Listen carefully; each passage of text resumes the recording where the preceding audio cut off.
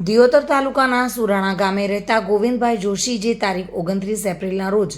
Deodar bank of Baroda ખાતે કૃષિ ધિરાણના પૈસા લેવા માટે બેંકમાં આવ્યા હતા અને બેંકમાંથી અંદાજિત 2.5 લાખ રૂપિયા ઉપાડી પોતાના ગામ તરફ જતા હતા। તે દરમિયાન ખેડૂતના રૂપિયા સેરવી લેવા માટે એક રિક્ષા ચાલકે પોતાની રિક્ષામાં અન્ય 2 મહિલા સાગરીતોને બેસાડી ખેડૂતને પોતાના ગામ સુરાણા ગામે ઉતારી દેવાનું કહી રિક્ષામાં બેસાડ્યા હતા, જ્યાં 2 મહિલાઓએ ખેડૂતના 2.5 લાખ રૂપિયામાંથી 1 લાખ રૂપિયા છીનવી લીધા હતા અને ખેડૂતને સુરાણા ગામે ઉતારી આ ટોળકી ફરાર થઈ ગઈ હતી। ખેડૂત પોતાના કૃષિ ધિરાણના રૂપિયા ગણાતા 1 લાખ રૂપિયાની રકમ ઓછી હોવાનું જાણવા મળતા છેતરપિંડી થઈ હોવાનું ધ્યાને આવતા ખેડૂતે દિયોદર પોલીસ મથકે રિક્ષા ચાલક વિરુદ્ધ ફરિયાદ આપતા પોલીસે ખેડૂતની ફરિયાદ લઈ તપાસ હાથ ધરી હતી,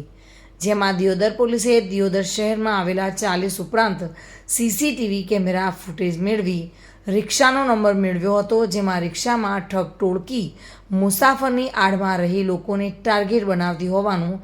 જાણવા મળતા પોલીસે અલગ અલગ ટીમો બનાવી ગુનાની ગંભીર નોંધ લઈ ટોળકીને ઝડપી લેવા દિયોદર શિહોરી ચોકડી પાસે વોચ ગોઠવી હતી, જેમાં બાતમીના આધારે રિક્ષામાં સવાર કિરણ મુકેશભાઈ દેવી પૂજક, રતિબેન પ્રેમજી દેવી પૂજક, ગંગા મુકેશભાઈ દેવી પૂજકને ઝડપી લેવામાં આવ્યા હતા અને પોલીસે તપાસ કરતા ત્રણેય ઠગ ટોળકી પાલનપુર ડૉક્ટર હાઉસ પાછળ રેલવે ટ્રેક નજીક ઝૂંપડપટ્ટીમાં રહેતી હોવાનું બહાર આવ્યું હતું। પોલીસે આ ઠગ ટોળકી પાસેથી ખેડૂતના રૂપિયા પણ કબજે લઈ વધુ તપાસ હાથ ધરવામાં આવી છે,